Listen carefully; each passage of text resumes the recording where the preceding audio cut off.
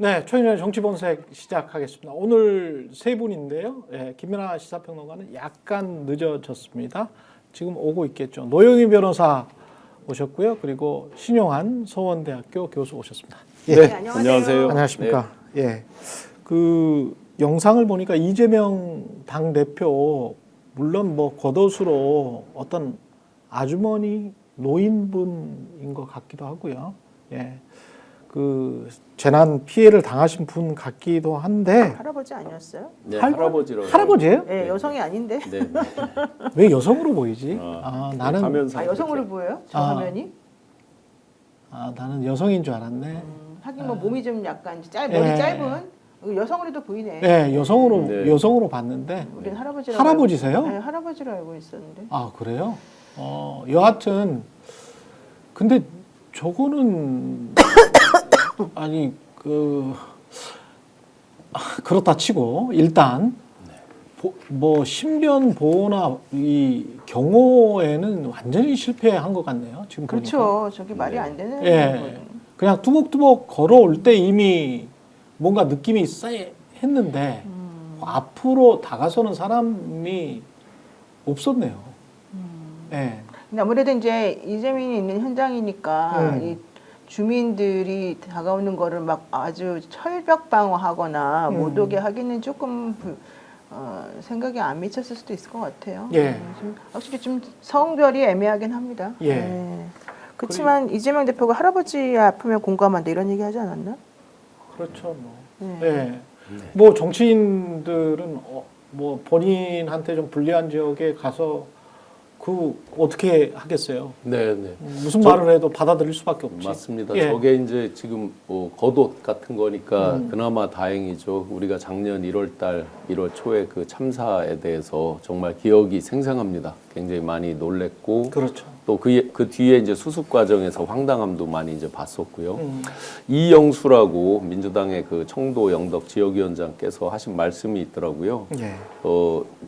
영양에 이제 그 참사에 많은 사람들이 이제 그 화재 진압, 화마 진압에 이제 다 관심이 그쪽에 쏠려 있었고 한 상태에서 와주셔서 굉장히 분위기가 좋았답니다. 예. 그래서 예정에 없이 그 군수님하고도 간담회 이런 것들도 이제 이루어져서 주민들이 본인들 지금 어려운 상황 이런 것도 많이 이야기를 하고 굉장히 분위기가 좋은 상태에서 마지막 적십자 분들을 격려하러 이렇게 이동하는 그 순간에 이제 저희 일이 일어났다고 해요. 예.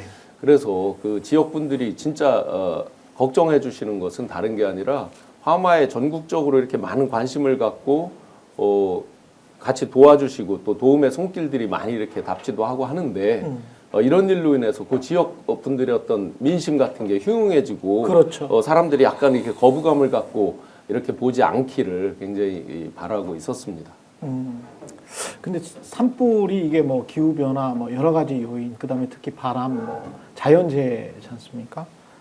근데 요런 게 나면 민심이 흉흉하다고 그 민심을 일차적으로 논리적으로 생각을 한다면 논리적으로 생각한다면 일차적으로 따져야 할 곳은 사실은 하늘이고 두 번째는 우리가 늘 하듯이 정부 여당이잖아요. 그렇죠. 정부 여당 뭐 했냐. 네. 근데 그것도 사실은 어떤 정부건 간에 저는 좀 약간 부당하다라고 보거든요. 그러니까 여당에 이렇게 모든 책임을 떠나는 게 예, 무슨 자연재해의 뭐랄까요 그 비중이 그게 원인의 비중이 뭐 한 90%가 자연재해면 그거를 이제 받아들이면서 그 사후에 어떻게 대처할지 그 사후 대처가 정부가 실수가 많았다. 네. 그러면 정부의 책임을 물어야 되는데 이건 민주당 정부가 뭐 국민의힘 정부가 마찬가지라고 보는데요. 근데 그 나머지 90%의 어떤 자연재해까지 어떤 대통령을 욕한다거나 집권 여당 대표를 욕한다거나 그것도 사실은 이해가 안 됐거든요. 네, 네. 그런데 야당이잖아요. 네. 근데 옛날 왕조 시대 임금들도 비만 완화도 다 자기 탓인 양 이렇게 그렇죠. 생각을 하고 노무현 예. 대통령도 이제 그런 말씀도 하셨죠. 그러니까 비 와도 내 탓, 비 안 와도 네네. 내 탓 이랬죠. 그런데 그렇죠. 지금은 이제 기승전 이재명만 이제 뒷다리 붙잡고 늘어지는 이런 격으로 오다 보니까 그들이 지금 하고 있는 언행을 보면 완벽히 여당은 민주당입니다. 그런 것 같아요. 권한은 안 주고 뒷다리만 잡고 그렇죠. 그리고 뭐가 잘못되면 핑계는 오로지 이제 민주당 특히 이제 이재명 엊그제 무죄 이후에는 더 황당한 주장들 그래서 국민들은 이미 그 개념에 대해서는 똑똑히 아실 거라고 보고요. 이런 위기 상황에 단 한 번도 자기들의 책임성이나 윤석열 내란 우르머리 정상적으로 직무 정지되기 전에도 이런 책임성을 인정한 적도 없고요. 그렇죠. 현장 방문도 거의 한 적도 없어요. 가면 내가 가면 오히려 방해가 된다. 이런 류의 이야기들이 이제 있었죠. 그 강요들도 마찬가지고.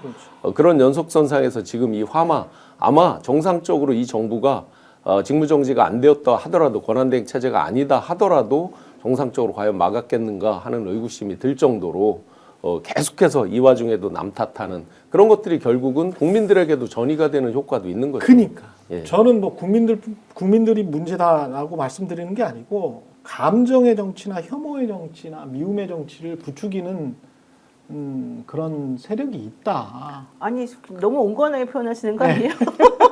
그런 세력이 있다가 아니라 그러고 있는 게 너무 눈에 보이지 그렇죠, 않습니까? 그렇죠. 예, 예. 저는 권성동 의원의 그 원내대표의 그 태세 전환이 그렇게까지 뻔뻔하고 빠르다는 걸 보고 제가 깜짝 놀랐는데 실질적으로 국민의힘 그 누구도 이 상황에 대한 본인들의 책임을 얘기한 적이 한 번도 없고요. 그렇죠. 항상 말이 바뀌어요. 이렇게 유불리한 그 상황에 따라서. 그리고 사실은 공당의 여당, 특히 여당의 대표로서의 책임감이라고 하는 걸 눈에 씻고 봐도 찾아볼 수가 없는 상황이라서 이런 거에 대해서 저는 솔직히 건강한 보수라면 건전한 보수 저는 있다고 생각하거든요. 아 있어요. 아니, 그럼 우리 같은 사람. 그렇죠. 우리 신영환 교수님 같은 사람, 우리 같은 사람이 다 건전한 보수야. 그럼요. 아니 그러니까 현실적으로 누가 보더라도 너무 명백한 상황인데도 불구하고 그냥 오로지 자기네들의 그 정치적인 이득만 생각해가지고 얘기하는 이런 모습을 보면서 어떤 사람들이 야 우리나라 정말 정치 그래도 할만하다 이렇게 생각하겠습니까? 그렇죠. 저는 이런 것들에 대해서는 정말 우리가 이번에 한번 뿌리를 뽑아주는 게 더 필요하지 않겠습니까? 어제 그제 이제 바로 그 법정에서 나오자마자 이제 안동 이 참사 등등에 대해서 이제 그 여러 가지 애도의 말씀과 걱정하는 걸 하고 이제 바로 행보를 했잖아요. 근데 어제 오늘 나오는 이제 각종 그 국민의힘 또는 극우들의 그 논조 이런 것들을 보면 빈집털이라고 합니다. 그들이 빈집털이라고 하는 이유가 있죠. 자기들도 마음속에는 조기 대선 이런 것들로 다 가 있으면서 먼저 가 있었죠, 사실은. 예. 그러면서 외적 행보는 못 한다. 지금 오로지 누구 눈치 봐요? 한남동 눈치. 이것 때문에 외적 행보를 못 한다. 외적 행보 누가 하지 말라고 그랬어요? 안동 가서 격려 위로하고 방해되지 않는 선에서 그렇죠. 화마를 진압하는 거에 방해되지 않는 선에서 그리고 오늘 현충원의 서해 그 천안함 용사들 그 애도하고 이런 것들 누가 하지 말라고 그래요. 그런데 자기들은 그런 것들에 대해서 한남동 눈치 보면서 못 하다 보니 지금 마치 이제 이미 어떤 집권당 이상의 중요한 메시지와 행보를 하고 있는 이재명 대표에 대해서 역시나 기승전 이재명, 기승전 민주당 뒷다리로 빈집털이 자기들이 하지 못하는 행보를 한다는 거에 대해서 황당한 그런 논평과 그런 인식을 보여주고 있습니다. 너무나 저급한 수준이죠. 그렇죠. 우리가 지금 이제 현재 여러 가지 이런 걱정을 하면서 함께 한 하늘 아래 민주주의, 그 민주공화국을 지켜나가는 그런 주체로서 함께하고 있다는 것, 이 가치 철학도 없는 사람들을 개미들처럼 일렬로 세워서 간다는 게 얼마나 힘들지에 대해서 최근의 언행들을 보면 너무나 걱정이 많습니다. 저렇게 이제 그 사리분별 못 하시는 분들이 결국은 이제 정치나 언론이나 교육이 저는 만들었다고 보는데 네. 제가 최근에 어디 이 스픽스 댓글은 아니고 어디 댓글에서 아주 뭐랄까요 아주 상투적이면서도 아 그렇지 이런 생각들 때문에 극우화되는 거지라고 생각했던 게 제 TV였어요. 제 TV에 공산당 선택할래? 그럼 독재 선택할래? 뭐가 더 나아? 요 뉘앙스는 독재가 더 나은 거 아니야? 라는 거예요. 그럼 공산당 선택할래? 독재 선택할래? 근데 이 말의 또 전제는 민주당은 공산당이라는 거예요. 민주당은 공산당이라는 겁니다. 그러니까 이 글을 쓰신 분의 생각은 그거는 민주당은 공산당이고 국민의힘은 독재라는 거네. 독재일 수도 있지만 그거는 박정희 시절의 독재이기 때문에 그 정도의 독재는 우리가 아이고. 괜찮잖아 아이고. 라는 생각을 가지고 계신 너무 분. 위험하다. 이해해요. 그래서 니들 그러면 공산당 선택한다는 거야? 이런 식으로 이제 말씀을 하시거든요. 어제 촛불 집회나 이런 데 가서도 외치는 분들이 공산당 이야기를 굉장히 많이 하더라고요. 그래요. 저쪽 안국역 쪽에 이제 헌법재판소 계신 분들이 이분들 마음속에 있는 이 6.25 전쟁, 한국 전쟁에서의 그 불안감을 계속 부추기는 사람들이 있구나. 근데 그 실체가 없어. 우리나라는 공산당이 없거든. 네. 그치. 그렇죠. 공산당이 전멸했어요. 우리나라는. 제가 역사 공부 그리고 사회 공부 이런 거가 부재한 게 네. 상대적으로 부족한 게 지금 대한민국의 여러 위기 특히 이제 제가 계속 방송에서 보수의 가치, 철학, 근본적 베이스에 대해서 많이 강조를 드렸는데요.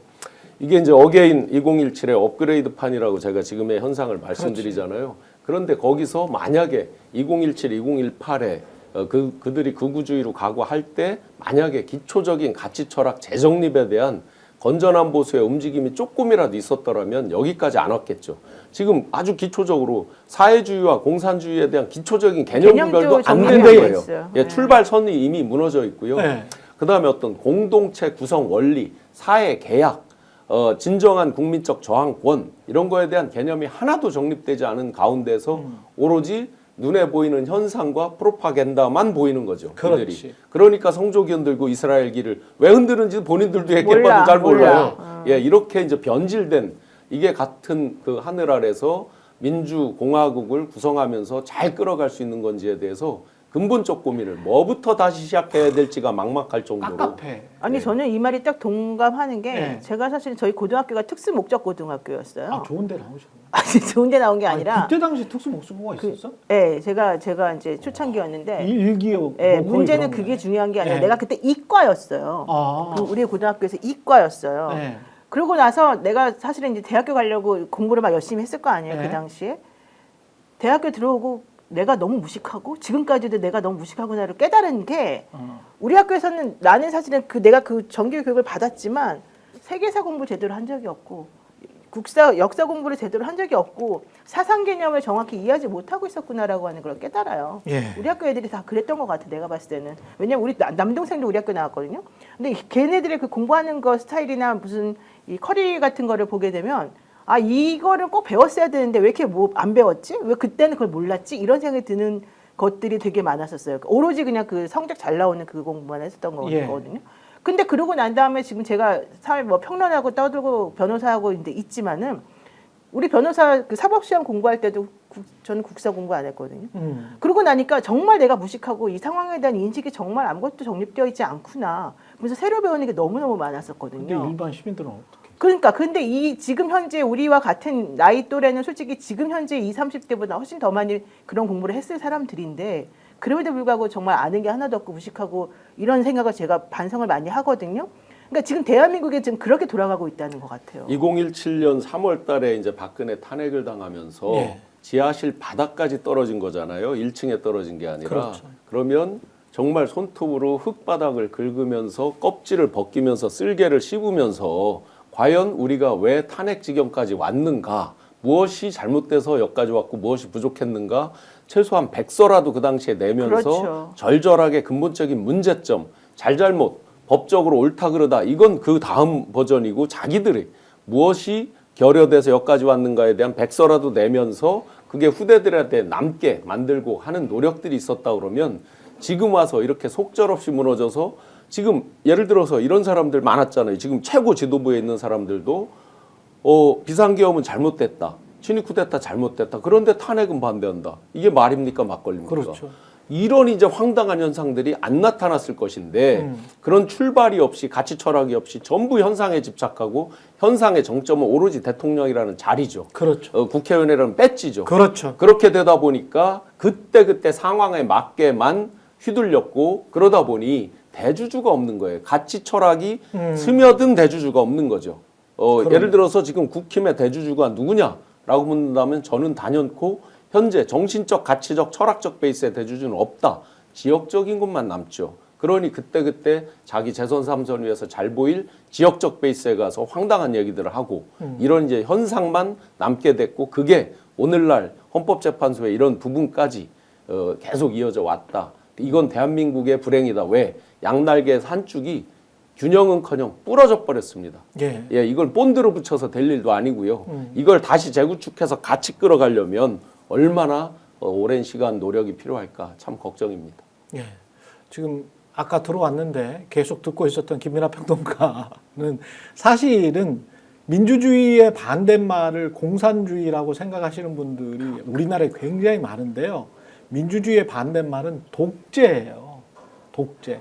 공산당을 제가 싫어하거든요. 왜 공산당을 싫어하냐면 공산당 일당 독재여서 싫어하는 겁니다. 독재여서 싫어하는 거예요. 그러니까 민주주의의 반대말은 독재정이라고 정치학에 나와 있어요. 저한테 뭐라 그러지 마시고 민주정의 반대말은 왕정이나 독재정입니다. 예? 공산주의를 제가 싫어하는 거는 공산당 일당 독재여서 싫어하는 거예요. 제발 좀 그 개념 정리부터 하고 좀 들어갔으면 좋겠습니다. 예. 한 30-40%의 국민들하고는 단어부터가 다르기 때문에 맞아요. 예. 이거 뭐라고 설명을 해야 될지 모르겠어요. 탄핵도 마찬가지인 것 같아요. 제가 말 나온 김에 이제 한두 가지 더 말씀드리면 지금 이제 아주 중요한 사실은 예. 저희가 이렇게 숨막히게 어떤 지금 이 대표님 뭐 2심 무죄 이런 그거에 따른 어떤 극우들의 갈등 또 헌재 이런 부분이 아니라면 사실은 이런 근본적인 가치 철학부터 많이 논의하고 국민들에게 그런 어떤 마음의 어떤 그 양식과 풍요 이런 것들을 하면서 쭉 나가는 게 이런 방송들 뭐 이미 이제 유튜브가 사회적 공기 역할이 이미 돼버렸잖아요. 이런 게 중요한데 우리가 1789년 프랑스 대혁명이 나고 바로 공화정이 무너지면서 바로 저 왕정이 무너지면서 공화정이 올 줄 알고 만세를 불렀죠. 그렇죠. 어떻게 보면 지금 똑같은 상황은 아니지만 이 독재 국민들에게 총칼을 들이댄 친위 쿠데타가 무너지면서 바로 다시 새로운 대한민국 새로운 민주주의의 꽃이 필 줄 알았죠. 그런데 몇 년이 지났습니까? 1793년 소위 마리 앙뚜아네트 뭐 빵이 없으면 뭐를 먹지 케이크를 먹지 등등등 기요틴에 단두대에 처단되고도 봄이 오지 않았습니다. 장발장 노래 다 아시잖아요. 레미제라블. 그러면서 1794년도 그를 주도했던 로베스피에로 본인도 처단을 당하고도 그 뒤에도 한참 걸렸습니다. 그러면서 자코뱅당이니 뭐니 하면서 좌우 개념이 생겼죠. 그래서 대한민국에 변질된 게 있죠. 좌하면 나쁜 쪽, 굉장히 나쁜 쪽으로 공산당 이렇게 생각해버리죠. 그런데 거꾸로 말을 바꿔서 진보, 보수 이렇게 하면 어떻게 됩니까? 보수는 수구화돼 있고 진보는 좋은 쪽이고 프로그레시브한 거고. 예. 자, 그러면 우리는 그걸 똑같이 써버리잖아요. 좌우, 진보, 보수. 그렇지. 이퀄 개념으로. 이거 잘못된 거죠. 그렇죠. 출발부터 잘못돼 있습니다. 그래서 이런 정말 우리가 조금만 한숨 돌리고 여유가 있다 그러면 이런 아주 민주주의 이 기초적인 이런 부분부터 다시 국민들과 함께 나누고 공유하면서 새로운 대한민국을 갈 수 있는 이런 기회가 좀 있으면 좋겠습니다. 근데 이제 워낙 우리가 뭐 사상 얘기도 하고 뭐 민주주의 얘기도 하고 뭐 그랬는데 그런 것들이 이제 말씀하신 대로 그게 학교 교육에서든지 아니면 정치 현장에서든지 전혀 논쟁의 이제 주제도 아니고 뭐 깊이 고민할 문제도 아니고 그렇지 않은 상태로 굉장히 오랫동안 지속이 되어 온 거죠. 그리고 그 지속되어 온 거를 이제 뭐가 채웠냐면 그런 걸 생각하지 않는 사람들에게 가장 이제 잘 먹히는 정치에 대한 어떤 생각 그런 논리가 사실 그래서 이번에도 이제 아까 처음에 논의하신 주제와 연결도 되는 그런 상황이 그래서 발생했다고 그렇죠. 저는 생각을 하는데 제일 이제 접근하기 쉬운 주제가 그래서 정치란 무엇이냐라고 할 때 정치라는 것은 정치인들이 다 해먹는 얘기다. 이게 제일 쉽게 먹히는 거예요. 정치를 왜 하느냐라고 할 때 그런 어떤 이념이라든가 사상이라든가 이런 게 기반이 된 어떤 뭐 각자의 어떤 그런 가치와 노선의 어떤 다툼 이런 게 아니고 그냥 정치인들이 각자 해먹는 얘기다. 이게 제일 이제 설득하기도 쉽고 그걸로 이제 남을 모함하기가 쉽습니다. 그러니까 산불이 나서 이재민인데 내가 집이 불탔어요. 그래가지고 이재민이 됐는데 정치인이 왔습니다. 왜 왔을까 정치인이? 이재명 대표라고 하는 사람이 왜 왔을까? 왜 왔을까를 가지고 이게 만약에 이제 정치에 대한 우리가 올바른 어떤 그러한 생각, 올바른 정치관을 가지고 그 정치인을 봤다면 정치인이 와서 뭔가 이 상황을 해결하는 어떤 그러한 뭐 방법을 찾고 그러한 방법을 찾아가지고 다시 돌아가서 뭔가 이제 이 해결책을 마련하는 그런 것들을 논의를 하겠구나 이렇게 생각을 하겠죠. 도와주려고 온 거예요. 그렇죠. 여야 모두 도와주려고 온 네, 거야. 근데 그게 아니고 예. 이제 일반적으로 언론도 그렇고 뭐 여의도 정치도 그렇고 맨 이제 그런 얘기만 하니까 무슨 뭐 노선이나 이런 걸 얘기하지 않고 해먹는 얘기만 하니까 아이가 사진 찍으러 왔다. 또 이제 뭔가 이득을 취하러 왔다. 그 생각부터 하는 거예요. 그러니까 이제 뭐 왜 왔냐 화를 내는 거지 않습니까? 그리고 이것을 계속해서 강화해온 정치 세력이 있는 거죠. 그 정치 세력이 예를 들면 국민의힘 같은 이제 이런 정당이 그 자기 기반이 되는 정치 그 지역에 가서 지금 여기 영남 지역이지 않습니까? 예. 이 지역에 가서 이 민주당과 호남에 기반을 두고 있는 이 정치 세력은 뭐 공산당이고 빨갱이고 믿을 수가 없는 세력이고 그렇기 때문에 와가지고 사탕 발림이나 하는 것이고 그렇게 사탕 발림해가지고 뭘 할 것이냐 나라를 북한에 팔아 넘기는 것이다 이런 거를 계속해서 장기간 해왔기 때문에 그 틀로만 이제 보는 게 여기서 연결고리가 생기고 요렇게 이제 해온 거지 않습니까? 예. 근데 왜 그렇게 하느냐? 지금 말씀하신 대로 국민의힘이 자기가 이 보수 정당이 자기들이 믿는 노선이나 가치가 이제는 없어요. 그러니까 노선이나 가치가 없으니까 지금도 대혼란입니다. 국민의힘이. 왜 대혼란이냐? 자기들이 믿는 노선이나 가치가 없다 보니까 계속해서 민주당은 안 돼. 민주당을 반대한다. 민주당은 반대하는 되는 정당이다. 이것만 가지고 계속해서 캠페인을 해왔는데 그 캠페인의 정점에 다다랐던 게 사실은 이재명은 범죄자다 이거였거든요. 이재명은 범죄자이기 때문에 이재명 집권만은 막자. 지금 동네방네 지금 현수막 달아놓은 거 보세요. 내전 선동하는 이재명 물러나라. 내란.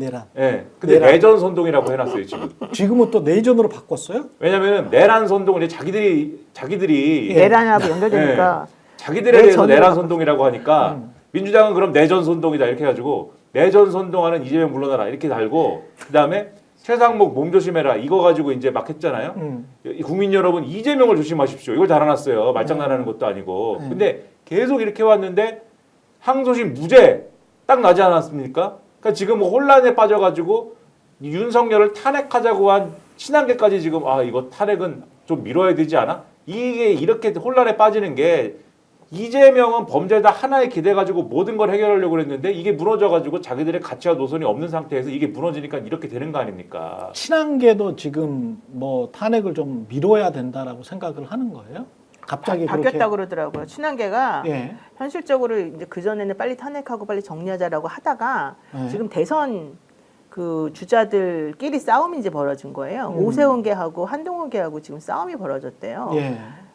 이거 뭐 그냥 들은 얘기니까 뭐 정확하지는 않은데, 예. 근데 이제 한동훈계에서는 아니 오세훈은 저렇게 그 법적인 리스크가 사실은 생겼음에도 불구하고 저렇게 나서가지고 책도 뭐 책은 자기네도 예, 냈지만 그렇죠. 예. 어쨌든 나서서 큰 소리도 치고 자기네가 마치 뭔가 하는 것처럼 국민의힘의 이 기본적인 지지층을 등에 업고 저렇게 행동을 하는데 예. 우리는 지금 이걸 하는 거냐 마는 거냐부터 시작해가지고 내부적으로 엄청나게 갈등이 많이 있다는 거예요. 예. 그런 상황인데 점점 되는 분위기가 이제 바뀌어가고 있는 중이잖아요. 탄핵과 관련된 그리고 또 이 윤석열의 비상계엄 관련된 내용이 이제 바뀌면서 자기네들의 지지층이 한동훈 대표에 대한 엄청난 분노와 배신감을 가지고 이제 공격을 막 하기 시작을 하니까 내부 비토 세력이 있구나. 네, 그러니까 아니 왜냐면 자기네는 기본 세력이 지금 없어지는 거예요. 그렇지. 이게 빨리 정리가 됐으면은 여세를 몰아가지고 자기네들이 잘했고 윤석열이 잘못했고 이걸 할 수 있는데 분위기가 점점 윤석열 구속 취소 이후부터 완전히 달라지고 나니까.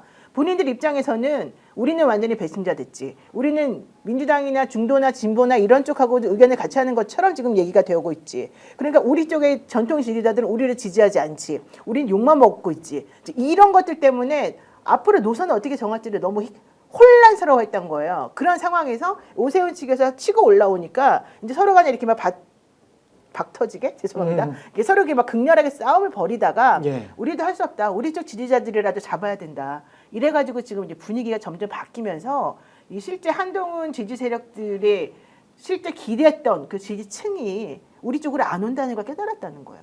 그래서 그 배경에는 그들의 표리부동한 겉으로는 다 지금 조기 대선을 속마음에 두고 움직이는 듯 보이지만 그들의 시계는 사실은 당권에 있는 거죠. 이미 이번 판은 나가리입니다를 이번 다 판은 알고 끝났다. 있고 그러면 지금 이제 이 당권 부분에 있어서도 여러 파가 갈라지는 거죠. 소위 쌍권이라고 하는 지금 최고 지도부 한남동에서 냉대받고 있는 거 많이들 들으셨을 겁니다.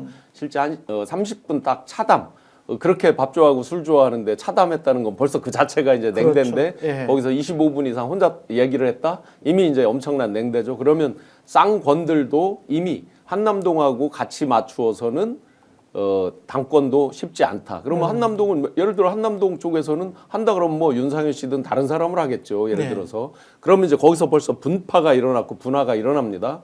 한동훈 지금 조기 대선 가도 본인이 된다는 거 쉽지 않다는 거 그 정도를 모르겠습니까? 안 나오면 몰라도 나온다면 그 정도를 알죠. 근데 그 뒤에 당권을 가져야 이제 내년 지방선거 및 어게인 2017, 2018을 계속 말씀드린 이유는 실제 그 뒤에 당권의 흐름을 누가 줬는지를 한번 보세요. 우리는 황당하다 생각했지만 그 황교안 부정선거를 주장하는 황교안 씨도 2020년 이후로 당권을 가졌습니다. 실제로. 그런 흐름들이 크게 있기 때문에 그런 일종의 나쁜 쪽을 통한 학습 효과가 있거든요.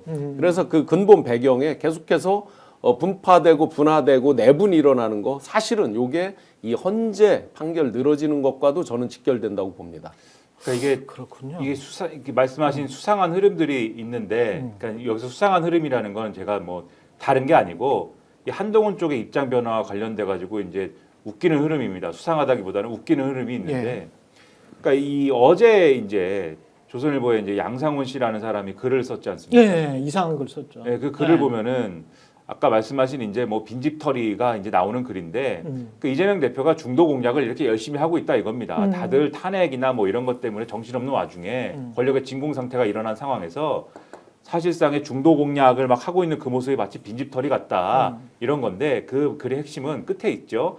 이게 결국 이재명 대표가 이렇게 항소심에서 무죄 선고를 받는 바람에 그러면 이제 어떻게 할 것이냐 남은 거는 윤석열이 탄핵이 되느냐 마느냐인데 그렇죠. 윤석열이 탄핵이 기각이 된다라고 하면은 기각이 되면은 이재명의 빈집털이는 멈춰질 것이다. 대신에 윤석열 이재명의 무한 정쟁 소용돌이가 계속 되겠지. 그러니까 이건 뭐 희망적으로 쓴 건 아니지만 이렇게 써놨어요. 이게 뭐 나쁜 거겠지. 그런데 하여튼 윤석열 이재명의 무한 정쟁 소용돌이가 계속 될 것이야. 이렇게 쓴 다음에 만약 탄핵이 인용이 되면 이게 뭐 원래 대선 구도가 뜨면서 또 이재명의 빈집털이가 중단이 돼야 될 텐데 근데 국민의힘의 그 상황을 보면은 그렇지가 않을 것이다. 왜? 대선 경선도 못 치를 상황이 될 것이다. 무죄가 났기 때문에 완전히 지금 이 박살이 나서 그렇죠. 그러면 이재명의 빈집털이는 앞으로도 쭉 갈 것이다. 상당히 심각하다. 글이 그냥 이렇게 끝나요. 그러면 그 글에서 명시적으로 쓰지는 않았지만은 암시하는 거는 그 글을 읽은 국민의힘 사람이라면 이거는 이게 윤석열 탄핵이 인용이 되면은 국민의힘은 완전히 지금 끝나는 거다. 손도 쓸 수 없는 지경이 된다는 얘긴데 그럼 차라리 탄핵을 뭐 이게 뭐 기각은 뭐 어쨌든 헌법재판소가 결정하는 거니까 그거는 손을 쓸 수 없다 하더라도 탄핵이 어쨌든 간에 안 되거나 계속 미뤄지는 게 우리한테 좋은 거 아니야? 이 생각을 뭐 원래도 하고 있었지만 좀 더 확신해 가지고 할 수밖에 없는 그런 글인 거고 근데 그런 글을 지금 원래도 뭐 탄핵이 안 됐으면 좋겠다고 생각하는 쪽들이야. 그런 글을 보고서는 정신을 새롭게 뭐 이 다진다고 하지 않겠죠. 근데 원래는 탄핵이 되는 게 좋은데라고 생각하던 사람들이 그 글을 보고 아 그래 뭐 탄핵이 안 돼야 되겠어라고 다시 정신 차리는 사람들이 있다면 그게 누구겠습니까? 친한계일 거 아닙니까? 그렇죠. TV조선에서 프로그램을 진행하던 박정훈 의원이라는 사람이 어제 페이스북에 글을 썼는데 갑자기 이런 글을 써요. 지금 이재명 대표가 이 무죄를 받았기 때문에 지금 대선을 치르면 우리는 속수무책이다. 그래서 다른 거 위증교사라든가 이런 거에 대한 재판을 받아봐야 되기 때문에 탄핵을 지금 하면 지금 이 탄핵이 되면 안 된다. 탄핵은 더 시간을 두고 돼야 되는 것이고 지금 당장 되면 정권을 그냥 헌납하는 것이기 때문에 나는 지금 탄핵이 되는 거에 반대한다. 이렇게 써버려요. 근데 이 사람이 친한 게 아닙니까? 소위 말하는. 그러네. 그러니까 이런 기류의 변화가 지금 일어나고 있는 요게 이재명 대표의 항소심 무죄 선거를 기류로 해가지고 영향을 미치고 있는 바가 분명히 있는 거다. 근데 이전에 우리가 좀 의심을 한 게 헌법재판소의 일부 재판관들이 혹시 이런 헌법재판소 외부의 이런 흐름이나 기류에 영향을 받는 거 아니냐라는 의심. 이게 뭐 확증이 있는 건 아니죠 전혀. 저는 뭐 그렇지 않으리라 생각을 하지만 혹시 그런 거라고 하면은 이게 더 안 좋은 영향으로 흘러갈 수 있는 거 아니냐라는 경각심을 갖게 되는 점이 있어서 상당히 여기에 대해서도 우리가 준비를 해야 되고 상당히 또 경각심을 표현할 필요가 있는 거 아니냐라는 거죠. 역으로 이렇게 볼 수도 있잖아요. 이렇게 하면서 야 5대3 지금 SBS 임창종 기자가 쓴 것도 5대3 대드락 이게 지금 양상훈 과거에 주필이었죠. 양상훈 네. 양상훈 기자. 그 다음에 박정훈 TV조선 앵커 출신이 탄핵 지금 되면 안 된다. 양상훈도 야 너희들 탄핵 지금 되면 국힘은 나락으로 떨어져. 박정훈도 똑같은 이야기고. 그 다음에 사실 임찬종도 검찰 기자 출신으로서 사실 아유 임찬종은 윤석열 대통령 만들기에 기지였죠. 네. 뭐 결과적으로 일조한 그런 검찰 기자 중에 한 사람인데 이 친구가 5대3 데드락을 어디서 취재해서 썼는지 안 썼는지는 모르겠어요. 근데 확인할 수는 없잖아요. 우리가 헌재 상황을 너 확인해서 썼어라고 하면 아니 제 그냥 주장이에요 이렇게 할 거거든. 근데 그게 확인은 못해. 그러나 이거를 SBS가 띄워주고 막 퍼져지잖아요. 그럼 정치적 효과는 니들도 지금 약간 쫄리지? 쫄리니까 여기서 대충 타협하면 안 되겠냐? 네. 결정 안 하고 이런 어떤 메시지나 암시를 정치적으로 주면서 야 그냥 한 말 물러서 그냥 대충 그냥 윤석열 복귀 안 시킬 테니까 이 상황으로 권한대행 체제로 한 2, 3년 가보자. 이런 어떤 그냥 우리가 준비될 때까지. 네. 일단 이런 어떤 정치적인 노림수 꼼수에 지금 다 언론이 이용 당하고 있거나 스스로 나 이용 좀 해주세요라고 하고 있거나 뭐 이런 거 아닌가 그런 생각이 들어요. 일단 법리적으로든 뭐 현실적으로든 사실적으로든 그렇게 될 수는 없습니다. 예. 그런데도 불구하고 그게 설득력 있는 말인 것처럼 막 돌아다닌다는 게 사실 그렇지. 문제인 거고요. 그렇지. 그다음에 국민의힘의 의원들이 어. 자신의 이익관계에 따라서 계속 말이 바뀌어요. 정치 철학이 하나도 없다는 거예요. 네. 사실 원래 목에 칼이 들어와도 탄핵은 돼야 된다. 이게 원래 맞는 기조였어야 그렇죠. 되고 그렇지 않으면 자기가 만약에 기각하였다면 목에 칼이 들어와도 기각해야 된다. 이게 이어져 나가야 되는 건데요. 이들은 계속 시시각각 변화하는 자신의 정치적 이득에 따라서 말을 이랬다 저랬다 태도를 그렇지. 이렇게 저렇게 완전히 바뀐다는 게 가장 큰 문제거든요. 그러니까 이들은 결과론적으로는 자기네들이 권력을 잡는 데만 오로지 신경을 쓰고 있고 무엇이 절대적으로 옳은지 그른지에 대한 생각이 전혀 없다는 거잖아요. 근데 그거를 부하내동하면서 그걸 이용해가지고 우리 국민들에게 그게 마치 맞는 말인 것처럼 막 그렇지. 언론을 호도하고 막 방향을 잡아가는 게 바로 언론사의 역할이라는 거예요. 그게 제일 나쁘다는 거예요. 지금 정치공학적으로만 생각하게 만들어. 네. 지금 임찬종이 제일 나쁜 게 임찬종 우리 학교 후배니까 내가 정확히 말할 수 있어요. 아 그래요? 예, 임찬종이 제일 나쁜 게 뭐냐면 네. 처음에 윤석열 한동훈이 있었을 때 그 친구가 네. 법조 기자 출신으로 엄청난 빨대를 그 두 명이 그랬지. 엄청난 빨대의 원천이었어요. 그랬지. 예, 그게 10년 전부터 이제 시작이 된 부분이었는데 그랬습니다. 이 친구가 초창기 때 그 태도와 지금의 기자로서의 태도는 완전히 바뀌었어요. 이게 너무 기득권화가 되어 있는 거예요. 근데 이 친구는 한 번씩 이렇게 글을 쓰면서 마치 자기가 되게 이렇게 고심해가지고 정말 올바른 길이 무엇인지 생각해서 쓰는 것처럼 사실은 글을 써요. 네. 보도를 그런 식으로 해요. SBS가 또 그걸 또 일부러 포장해줘. 일부러 띄워줘. 아니 그걸 포장해줘. 띄워줘. SBS가. 계속 반복적으로 그래 왔어. SBS가 지금 사장이 바뀌었거든. 아. 지난번에 바뀌면서 또 완전 기조가 또 완벽하게 바뀌었어요. 지금 현재. 저 하고 싶은 말은 뭐냐면 이 사람은 사실은 두 명의 윤석열과 한동훈이라고 하는 그 빨대를 통해 가지고 올라온 이 위치를 10분, 20분 활용해 가지고 지금 우리 국민들을 우롱하고 있는 수준이라고 나는 생각한다는 거예요. 그렇지. 근데 지금 아까 말한 대로 임찬종이 어제부터 그 보도했던 5대3 거에 되더라. 실제 말이 맞는지 안 맞는지 모르겠지만 막 그럴 때도 있었잖아. 아무도 네. 확인할 근거가 수가 없어요. 없어요. 네, 네. 근거 그 없어. 보도를 없죠. 보면 네. 이 보도가 제대로 된 보도이려면 네. 소스가 있어야 됩니다. 그렇죠. 소스가 있어야 그냥 되는데 지가 소설 쓰는 거야. 보도를 네. 보면은 가능성을 여러 가지를 고려를 해봤는데 지금 선고가 안 나고 있으니까 이랬을 가능성이 있다 이 얘기예요. 근데 요 말씀을 잠깐 드리면 원래 요런 류의 뭐 가능성을 따지고 요런 거는 기자 칼럼으로 나와야 되는 거죠. 그렇지. 근데 기자 칼럼이 SBS의 경우에는 취재 파일이라고 있습니다. 그렇지. 요게 이제 기자 칼럼성의 글이거든요. 길게 쓰는 거. 근데 뉴스로 나오죠. 그러니까 요거를 이 기자가 원래 올렸어요. 취재 파일을 원래 올려서 그걸 처음 봤을 때는 뭐 칼럼이다라고 생각을 했습니다. 그래서 뭐 칼럼으로 뭐 쓸 수 있다. 그렇지. 자기 생각이라고 네. 자기 생각이니까 주장이면 쓸 수 있는 자기 거예요. 생각과 네. 전망이니까 쓸 수 그렇죠. 있다라고 판단을 했습니다. 근데 네. 제가 놀란 게 이거를 지금 말씀하신 대로 8시 뉴스입니까? 9시 뉴스, 8시 뉴스잖아요. SBS는 8시 뉴스죠. 8시 네. 뉴스에 이제 그 전에 기사에서는 지금 헌법재판소가 뭐 선고가 늦어지고 있는데 며칠 날 가능성이 있고 며칠 날 또 가능성이 있고 일반 선고를 언제 또 한 번 할 것이고 뭐 이렇게 며칠 날이 가능성이 있는데 그런데 그 중에는 뭐 5대3 구도여서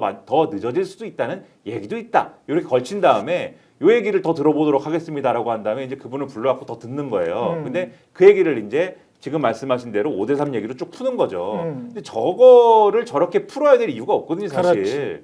확정된 게 아니니까. 그렇죠. 소스가 없으니까. 확인할 수가 없기 때문에. 그렇죠. 근데 요게 요렇게 나왔을 때는 제가 볼 때는 앞서 말씀드린 정치적 맥락 있지 않습니까? 그렇습니다. 한동훈계가 요렇게 움직이는 거, 그다음에 조선일보가 칼럼으로 쓴 거, 제가 경각심을 보면서 경계해야 된다라고 얘기하는 게 이런 시나리오가 다 누구에게 지금 영향을 미칠 것이냐? 극우 지지층한테 영향을 미치는 거예요. 우리가 그렇지. 이기고 있다. 네. 윤석열 월드에 살고 있는 우리가 승리하고 있다라고 믿는 요 지지층한테 결집의 모티브를 주면서 뭐에 대한 대항 논리입니까? 이재명, 항소심, 무죄에 대한 대항 논리거든요. 요 세계를 만들어가는 요건데 그거에 대한 역할을 지금 공중파가 했다라는 점에서 그래서 경각심을 가지고 지켜봐야 되고 요게 결국 헌법재판소를 흔드는 이 논리로 이어지는 것에 대해서 굉장히 큰 우려가 제가 지금 생긴다는 겁니다. 좀 좀 전에 전에- 하나만 보면 돼요. 네네. 하나만 보면 되는 게 이 모든 상황은 오로지 반 이재명만 안 되면 된다.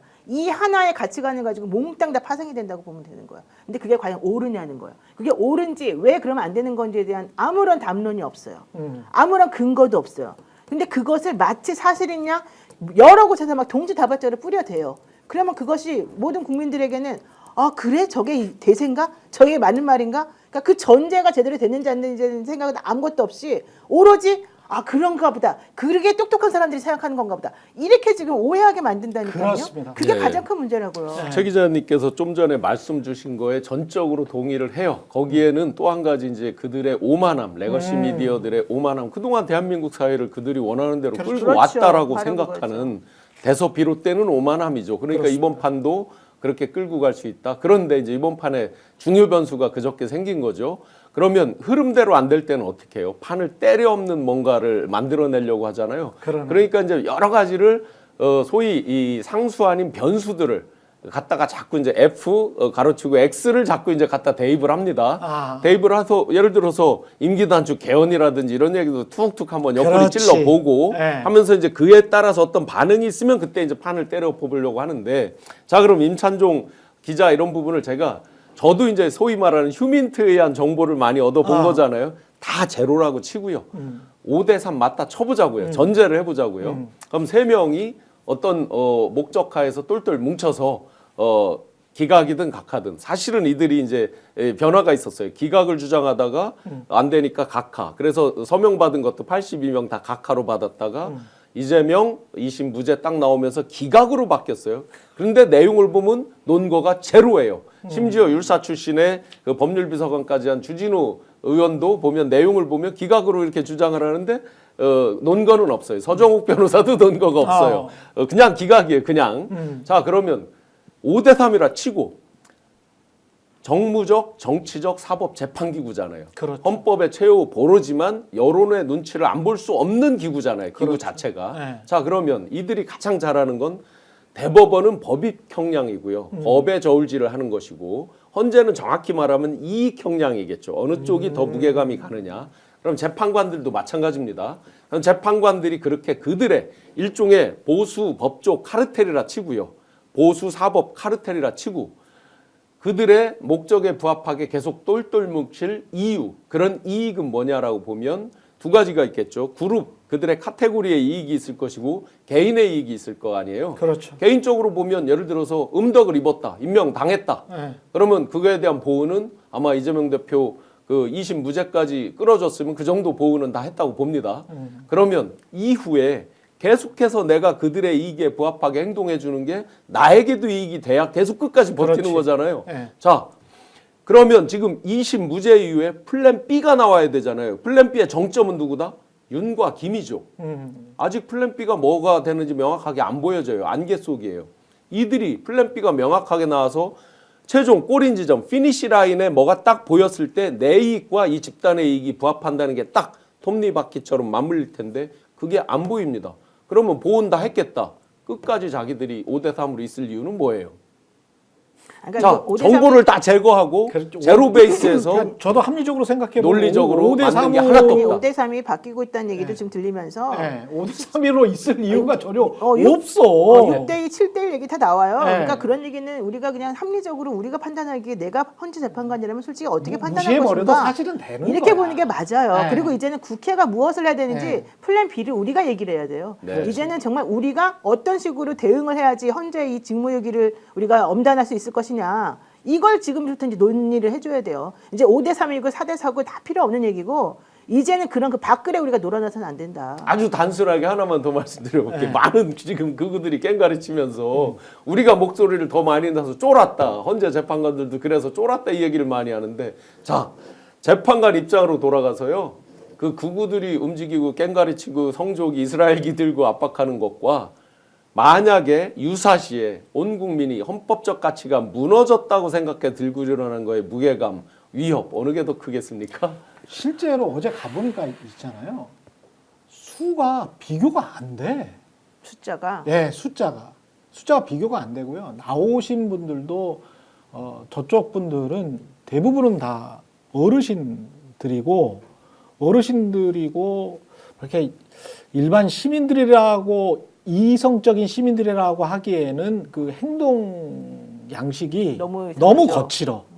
너무 거칠어. 그러니까 이게 한 정치 집단, 그것도 메이저 집단 아닙니까? 국민의힘 정도면. 국민의힘의 이익이나 또는 현직 대통령이었잖아요. 예, 직무가 정지된 그 윤석열의 이익을 옹호하는 집단, 반듯한 집단이다.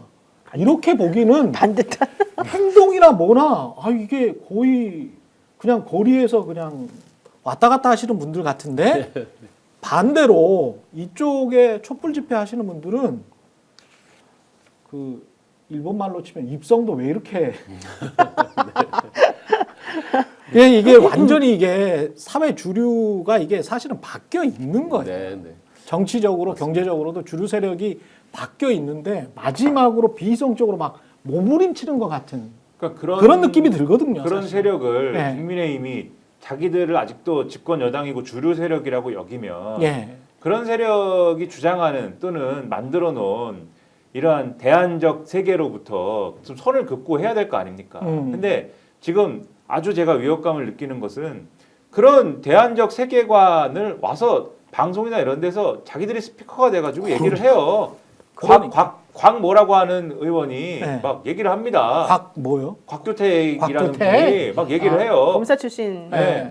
이분도 뭐 지금 의원. 말씀하셨듯이 뭐 대단한 법조인 출신인데 와가지고 막 얘기를 막 합니다. 4월 18일까지 결정을 못하고 헌법재판소가 그것은 문영배, 이미선 두 재판관이 그 뭐 5대3 구도에서 그 결정이 안 돼가지고 결국 그 뭐 결국은 기각이나 뭐 이렇게 되는 그러한 결론을 내리면 이 민주당 등의 이러한 탄핵에 찬성하는 분들로부터 비난을 받을 테니까 끝까지 결론을 내지 않고 도주설이에요. 쉽게 얘기하면 도주설.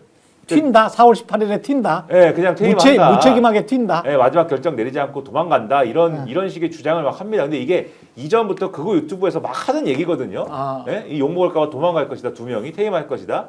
이거 완전히 뭐 바보 같은 얘기죠. 왜냐하면 지금 그렇지 않아도 지금 보시는 것처럼 위험수위에 다다랐습니다. 이 극우 시위대의 준동이나 우리 사회의 어떤 갈등이나 이런 게 헌정을 위협할 정도의 위험수위에 다다랐습니다. 그 헌법재판소의 존재 의의는 헌정을 수호하는 것이 이 헌법재판소의 존재 의의잖아요. 그렇죠. 이거를 4월 18일까지 결정을 안 하고 그냥 내던진다는 거는 헌법재판소 스스로가 자기의 존재 의의를 부정하는 거잖아요. 지금 헌법재판관들이 그러한 결정을 스스로 한다라는 게 전제되어 있는 거지 않습니까? 그렇죠. 그 역적되는 것이지 않습니까? 그러한 이제 4월 18일까지 결정 안 하고 나 몰라라 한다는 거는 헌법재판관 스스로들이 헌법재판소의 존재 의의를 부정하고 떠난다라는 거거든요. 그렇죠. 그걸 하겠습니까? 어떻게 하겠습니까? 그 결정을. 저는 그래서 상식적으로 보면 그것이 작동하지 않는다라고 하는 게 맞는 것이고 또 아까도 말씀하셨지만 뭐 5대3설 이런 거는 지금까지의 헌법재판소의 절차를 봐도 그렇고 각하 주장을 할 것 같으면 애초에 변론을 진행하면 안 되죠. 그렇지. 쟁점을 다섯 개로 정리할 필요가 없죠. 각하를 그렇지. 얘기할 것이면. 네. 근데 쟁점을 5개를 정리한 다음에 변론을 진행했지 않습니까? 5개에 대한 헌법 위반 여부를 피청구인도 받아들였고. 그렇죠. 설명하는 변론을 진행한 것이고 이 5개 중에 각각의 5개에 대해서 어제도 말씀드렸습니다만 하나하나에 대해서는 이걸 다루자 말자 또는 이거는 뭐 나중에 형사재판에서 내란죄가 뭐 이게 인정이 안 되면은 뭐 이게 좀 그렇지 않냐 등등의 논의는 할 수 있어도 5개 중에 하나라도 헌법 위반이 되면은 이거는 중대한 헌법 위반이고 파면이지 않습니까? 그렇기 때문에 제가 볼 때는 기각의 가능성도 없어요. 법리적으로만 따지면. 그렇죠. 그렇지만 어쨌든 이걸 가지고 이랬느니 저랬느니 하는 얘기들을 극우 시위대가 할 수는 있죠. 근데 그런 얘기들을 100% 국민의힘 의원이 스피커가 돼가지고 라디오나 이런 데 나와가지고 여과 없이 다 얘기하고 있다는 것 자체가 아까 말씀하신 대로 이 세력 전체가 이제는 비주류로 전락할 것이고 이미 전락을 했다는 걸 보여주는 거다. 이거를 증명하는 거예요. 저는 이거 꼭 말하고 싶어요. 이게 이제 뉴스에 나온 건데요. 그러니까 기사에 나온 건데요. 사실 이제 심우정 검찰총장이 지금 가지고 있는 주식 보유 내용을 보고 우리가 깜짝 놀랐잖아요. 심우정 거의 100% 네. 드셨더만요. 네, 근데 그 네. 딸이 뭐 기본적으로 뭐 국내 외교안을 특혜 채용했나 이것도 황당무계했는데 나는 심우정이 투자한 내용을 보고 깜짝 놀랐는데 지금 투자했는데 12월 말 기준. 더 놀란 거는 네. 최상목이에요. 최상목. 최상목이가 지금 환율 방어를 해야 되는 최전선에 있는 경제부총리였는데 미국 국제사건. 그 사람이 그 사람이 기본적으로 자기가 할 일을 하나도 안 한 상태에서 2억 원 상당의 미국 30년 만기 국채에 투자를 작년에 했단 말이에요. 원래 그거 12월 팔으라고 말에. 한 번에 팔았다가 다시 샀단 말이에요. 예. 그 얘기는 무슨 얘기예요? 환율 강달러 시대에 맞는 이득을 자기가 개인적으로 취득하려고 사실은 우리나라 이 경제부총리라는 사람이 우리나라 환율 방어는 안 해주고 지금 거기에 투자해가지고 자기는 이득 보겠다는 개인적인 소신을 밝힌 거 아닙니까? 이게 지금 현재 우리나라 이 지도자들이 하는 대통령 권한대행이라고 하는 사람이 하고 있는 짓거리라는 거예요. 경제부총리가. 경제부총리가 자기가 책임을 져야 되는 네. 그 인간이 네. 나는 이런 걸 보고 왜 그거 보수주의자들은 그런 거에 대해서 개념이 없는지 아무 생각 안 나는지 난 그게 너무 이해가 안 가요. 본인 그거 주장하고 그걸 지지하는 사람들은요 솔직히 말하면 진짜 못 사는 사람들이에요. 진짜 그래요. 최상목하고 자기가 사는 거라면 비교해봐요. 최상목이는 경제 관료로서 얼마나 승승장구고 돈을 얼마나 많이 벌고 한덕수 돈 버는 거 보세요. 아니 나는 그런 걸 보면 신고액이 44억 6천만 원이면 왜 그런지 우리가 모르겠어요. 알지만 뭐 대충 뭐 한 100억 가까이 된다 네. 이렇게 생각하시면 됩니다. 네. 신고액은 다 공시가고 뭐 공시가로. 예, 그런 거이기 때문에. 예. 그래서 지금 이제 뭐 최상목, 한덕수 다 공통점이 있죠. 자기들은 헌법재판소에서 의무다까지 얘기한 것도 지키지 않으면서 둘 다 똑같이 했죠. 국민들에게는 승복해라라든지 뭐 황당한 이야기를 했는데 좀 전에 김민하 평론가님이 말씀해주신 게 이제 기시감이 아주 딱 뭐가 있냐면 지금 뭐 곽규택 의원 포함해서 국민의힘의 많은 의원들 또 극우들 등등해서 여러 가지를 주장하는데 이재명 대표 2심 딱 지금 무죄 나오니까 어떻겠습니까? 이들이 갑자기 직권으로 이제 그 파기 환송이 아니라 파기 자판 무슨 파기 자판기도 아니고 그렇죠. 파기 자판이라는 걸 하면서 조희대 대법원장이 직권으로 전원합의체 일부해서 처리를 해야 된다 막 떠들고 있죠. 그렇죠. 자 보면 그 전제는 뭐겠습니까? 저 김명수 대법원장 하에서 7분이 임명된 분들이 아직도 대법관으로 계신데 그들의 전제는 모든 예를 들어서 대법관들이 다 자기들 그 바운더리 내에서 딱 그 한 손에 쥐고 조희대 대법원장이 다 좌지우지할 수 있다 뭐 이런 식의 어떻게 보면 오만함과 이런 것들 속에서 이제 그런 주장을 황당하게 하는 거잖아요. 지금 5명, 3명 계속해서 이야기를 하면서 마치 뭐 그 3명이 반대를 해서 문영배 뭐 임선 2분이 어찌하지 못해서 그냥 나갈 거다. 그 전제는 자기들이 딱 그 장악한 속에서 나머지가 안 움직인다라는 그렇죠. 이게 똑같은 거죠. 대자보죠 그러네, 완전히. 그러네. 예. 이 논리. 그러니까 결론은 그들도 정말 불안해서 죽는구나. 그래서 희망으로 돌리고 예. 이렇게 많은 찌라시를 생성해 내는구나라고 볼 수 있겠습니다. 그리고 진짜로 5대 3이라면 그냥 자폭하고 망합시다. 네. 예, 저는 저 문영배 재판관님한테 그렇게 권해드리고 싶습니다. 진짜로 5대 3이고 본인이 5 쪽에 속해 있는데 3이 진짜 본인 논리로 설득이 안 돼서 그냥 그렇게 쓰신다면 다 소수 의견 밝히시고 그리고 그냥 작성해서 국민들한테 보여주세요. 그러면 그 다음에 이제 국민들이 주권자로서 행동하면 되잖아요. 뭐 헌재를 해체하든지 뭐 투표를 다시 하든지 뭐 우리는 평화적으로 법적으로 할 테니까 당신들도 당신들의 소임과 책무는 다 해야지. 그렇지 않습니까? 네. 그리고 3명이 내가 진짜 기각이라고 생각하면 내가 재판만 30년 한 판사 출신인데 내가 우리나라 최고의 재판관으로서 우리 신영하 교수님도 보셨겠지만 이 헌법재판소건 대법원이건 대법관들은 뒤에다가 자기 명함에 저스티스라고 적어놔요. 대법관이 정의예요. 영어로 저스티스는 정의고 대법관이라는 이야기입니다. 직함이에요. 지들이 정의라고 생각하는 사람이야. 명함 자체가 저스티스야. 그러면 정의라고 생각하면 지금 얼마나 오랫동안 숙고했어요. 그 정의들이. 8명의 정의들이. 그럼 본인들 의견 밝혀. 그리고 국민들은 무엇이 정의인지를 밝힐게. 그럼 되잖아요. 민주주의 사회에서. 본인들이 전문적인 지식으로 밝히라니까. 우리는 우리의 양심의 소리를 적법하게 우리는 주장을 하면 되는 거지 뭐. 뭐가 있겠어요. 너무 많이 다들 불안해하시니까 겁나지 않아. 우리는 5대3도 겁나지 않아. 네. 밝혀. 이름만 적어. 이름만 적으라고. 이름 적으라고요. 그냥 막연한 희망회로가 아니라 너무 많이들 불안해하시니까 오늘 갑자기 오늘 오전에 저희 방송 시작 전에 노영희 변호사님도 말씀하셨는데 오늘 그 밭글이 아주 폭주입니다. 소위 찌라시가 그쵸. 이제 폭주인데 어떤 밖으로 오전에만 한 6가지를 봤는데 오늘 네. 특이점이 있습니다. 어제까지 그렇게 불안하고 5대3이다 그러니까 저희 입장에서 굉장히 민주시민 입장에서 불안하고 안 좋은 이제 밭글이 대부분이었는데 예. 오늘 어떤 연유인지 오늘 오전에 대부분의 밭글이 민주시민들께 좋은 쪽입니다. 대표적인 거 두 어제부터 가지만 나온 말씀드리면 거예요. 네. 그렇죠. 어제 오후쯤부터 갑자기 기류가 바뀌어서 굉장히 좋은 쪽이 많이 있습니다. 대표적인 거 두 가지만 소개드리면 7대 0으로 이미 돼 있고 한 분이 입장 표명 안 하고 있는데 그 한 분이 문영배 재판관이다라고 돼 있습니다. 시간 끌다가 마지막 옷 벗기 전에 막 하고 나가려고 안 하고 있다. 이제 이게 하나가 있고요. 또 한 가지가 코미디. 예. 대부분 돌아서고 있고 마지막으로 정영식 재판관도 돌아섰다. 그런데 자기가 이제 소위 5대3 주장하는 사람들한테 욕먹는 부분을 커버하기 위해서 더 정교하게 그 소위 이제 이유서를 쓰기 위해서 시간을 달라 해서 끌고 있다. 이런 두 가지 대표적인 밭글이 지금 어제 오늘 해서 엄청 돌아다니고 있습니다. 그렇죠. 어떤 연유인지 하여튼 갑자기 이렇게 확 대부분은 그들이 생성해내는 것 같은 밭글들이 많았거든요. 근데 어제 오후부터 이렇게 많은 걸 보면 분명히 뭔가 또 기류 변화가 있긴 있습니다. 그 빅벨님이 거의 다 시간이 끝나가는데 최 기자 국회가 할 수 있는 플랜 A, B, C를 이야기를 하세요라고 말씀을 하셨는데 그것과 관련해서 교수님, 노영희 변호사님, 김민하 평론가님, 저 A, B, C, D, E, F, Z까지 다 있어요.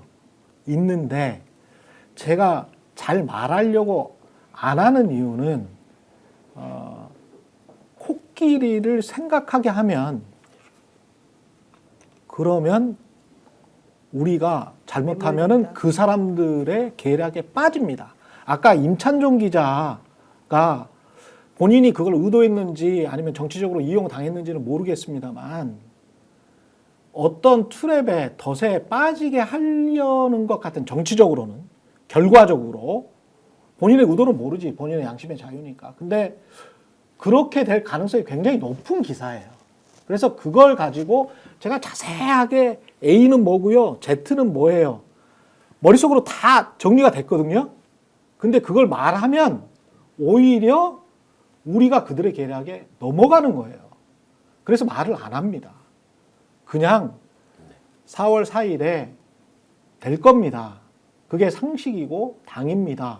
그 말씀을 계속 드리는 게 가장 현명하다고 저는 생각을 합니다. 이 상황에서는. 끊임없이 밭글 나오고 무슨 찌라시 나오고 그다음에 SBS라는 언론사까지 이런 거를 하는데 아니 딱 그 사령관이 그렇게 이야기하잖아요. 누구죠? 곽 사령관이. 곽종근. 네, 곽정근이. 진짜 네가 지시 안 했어? 라고 따져 묻지 않습니까? 윤석열한테. 진짜 당신이 지시 안 했어요? 예? 라고 따져 묻잖아요. 그걸로 끝난 거지 뭘. 네, 그리고 어쨌든 믿어야 돼요. 음. 정의를 믿어야 되고 대한민국 올바른 방향으로 계속 발전되어 왔다는 걸 믿어야 되는데 여러분이 너무 걱정하시니까 그렇지. 민주당이 어떤 식으로 생각할 수 있는지를 하나를 말씀을 드리면 그렇지. 이제 현재 네. 선거 지원 관련해 가지고 2명의 재판관이 4월 18일에 그러니까 임명해서 이제 제외되고 퇴직한다 하더라도 그들의 그러니까 일단 한덕수를 막는 게 하나 첫 번째 방법이고 또 하나는 그들의 퇴임을 좀 연기시키는 거. 이게 6개월 정도 연기시키는 거. 제대로 된 사람이 이제 돌아올 때까지. 그런 법안을 사실은 민주당에서 지난번에 발의를 해놓은 게 있어서 얘기하고 있는 게 3월 28일 날 그걸 본회의에서 의결을 시키고 뭐 어쩌고저쩌고 이제 이런 플랜들이 사실은 있어요. 민주당에서. 예. 그러면서 또 국무위원들에 대한 탄핵 얘기도 이제 계속해서 나오고 그러니까 플랜들이 여러분이 생각하는 것처럼 그렇게 막 손 놓고 아무것도 안 하고 있는 그런 게 많이 아니다. 있어. 많이 있다. 예, 그건 근데 잠깐 그 말씀드려요. 중에 잘못하면 이들이 원하는 계략에 빠질 수밖에 없는 그런 게 있어요. 네. 그러니까 그 방향으로 가면 안 돼. 네네. 제가 말씀드리는 그거예요. 그 방향으로 가도록 지금 유도하는 거야. 북에 뭐를 보내서 외환까지 유치를 하려고 했던 사람들입니다. 그러니까. 그렇죠. 저희가 그러니까 너무 비상책이라서 어떤 화난다고 그렇지. 어떤 감정적으로 뭘 한다든지 이런 것들은 절대로 안 됩니다. 뭐 경비겸 비상겸까지는 아니어도 경비겸류에 그에 근사치되는 거를 늘 원하고 있는 자들입니다. 그렇기 때문에 정말 합리적, 이성적으로 뭐 민주당 180분이 넘는 의원들이 놀고 있는 거 아니니까 그런 부분에 대해서도 그냥 우리 사회적 신뢰를 갖고 그렇습니다. 분명히 우리가 설정하는 D-Day가 있습니다. 그 D-Day를 보고 믿고 차분하게 가시면 좋을 것 같습니다. 예. 여기까지 마지막으로 하실 말씀 있어요? 시간 다 됐는데. 김민하 평론가님. 김현 평론가. 네. 예, 뭐 저도 마찬가지 생각입니다. 예. 계속 듣는 뭐 여러 가지 설들이 있는데 예. 찌라시 뭐 밭글 이런 그렇죠. 거는 제가 여기서 떠들면서도 3개씩 만들 수 있습니다. 만들어가지고 여기저기 보내고 예. 여기서 얘기하면서 여기저기 보내면은 내일쯤 되면 다시 저한테 돌아올 겁니다. 그게 그렇지. 중요한 거 들었다고. 예. 그러니까 밭글 이런 거에 너무 예. 그 신경 쓰지 마시고 계속해서 합리적으로 상황을 판단하면 되고 그렇지. 말씀하셨듯이 혹시 뭐 이러면 어떡해요 저러면 어떡해요 네. 저도 뭐 사실은 언론에도 지금 말씀하신 앞으로 민주당이 어떻게 할 거다 등은 언론에도 간접적으로 나와 있어. 보도가 됩니다 지금 예. 보도가 되고 근데 그걸 강조하면 안 돼. 예, 그게 이러쿵 저러쿵 그렇게 되면 이러쿵 저러쿵 뭐 국민의힘 쪽의 반응 뭐 이런 거 있어요 지금 그렇지. 그렇지만은 그게 뭐 어떻게 될지도 모르는 거고 지금 상황에서는 지금 상황에 맞춰서 말씀을 드리는 겁니다. 4월 18일 전에 결론 내지 않으면 그렇죠. 헌법재판소 존재 의의가 없는 것이다. 그렇죠. 말씀을 지금 상황에 맞춰서 우리는 드리는 그 겁니다. 주장만 계속하면 되는 거야. 그리고 그게 당위적이고 그리고 실제로도 현실적으로도 그게 가장 근접해 있어요. 예. 그리고 신념을 갖고 계속 만약에 가면 됩니다. 그때까지 안 한다 그러면 네. 그때 우리 민주 시민들이 일어나는 게 진정한 저항권입니다. 그렇죠. 전광훈이 얘기하는 게 저항권이 아니고 이거야말로 진정한 국민 저항권입니다. 그걸 헌재가 모를 리가 없습니다. 그렇습니다. 예, 마지막으로 광고 전해드리겠습니다. 비교원으로 최대 108만 원까지 가져가실 수 있습니다. 비교원 하나면 인터넷 신규 가입할 때 48만 원, 휴대폰 통신사 변경할 때도 최대 30만 원이고요. 정수기 렌탈 최대 30만 원입니다. 인터넷 성능 뭐 거기서 거기죠. 예, 현금 혜택만 잘 비교하시기 바랍니다. 비교원은 23년 동안 60만 명의 누적 가입자고요. 983억 원의 누적 현금 사은품을 지급했습니다. 그리고 개인정보 보안도 철저해서요. 한 건의 보안 사고도 없었습니다. 8억 원 이상의 보증보험을 가입해서 한 번도 억울한 일 없도록 준비된 인터넷 비교원, 인터넷 휴대폰 정수기 비교는 비교원에서 하십시오. 비교원 보장제를 실시하고 있습니다. 혜택이 적을 때는 150%를 보장해 드립니다. 자세한 내용은 1670-2571 상담 받으시거나 네이버에 인터넷 비교원 검색하시고 상담 신청하시기 바랍니다. 지인을 추천하면 추천할 때마다 최대 4만 원 모바일 상품권을 드리고요. 그리고 산삼, 예. 전설의 고려 산삼의 맥을 잇는 지리산 산양 산삼 추출액 순 100%, 이름도 산삼 순백입니다. 산삼의 보장 지리산 800고지에서 농약 한 방울 비료 한 톨 없이 비바람 이슬 맞으면서 7년 기다렸고요. 직접 씨를 뿌린 시종 산양 산삼입니다. 예, 다양한 사포닌 종류와 압도적 함량을 자랑하는 산삼 순백 한 박스에는 7년근 산양 산삼 30뿌리 분량의 사포닌이 들어있습니다. 꾸준한 품질 관리 그리고 컴파운드 K 강화로 흡수율도 높였고요. 온라인 구매 후기가 15,000건이고 만점에 가까운 평점을 자랑하는 가성비 가심비 최고의 제품입니다. 3월에는 순백 1+1 산삼과 추가 서비스로 순백 산삼 10병을 더 드립니다. 예, 온 가족 건강관리 산삼순백과 함께 하시기 바랍니다. 검색창에 네이버 산삼순백 검색하시거나 전화문의 1666-1080입니다. 예, 최근의 정치본색이었고요. 노영희 변호사, 신용한 서원대학교 교수, 그리고 김민아 시사평론가와 함께했습니다. 고맙습니다. 고맙습니다. 고맙습니다. 스픽스는 말하는 언론입니다. 대세는 유튜브, 그중에서 스픽스. 좋아요, 댓글, 구독, 알림 설정. 여러분이 저희를 사랑해 주시고 우리가 여러분을 사랑하는 4가지 방법입니다.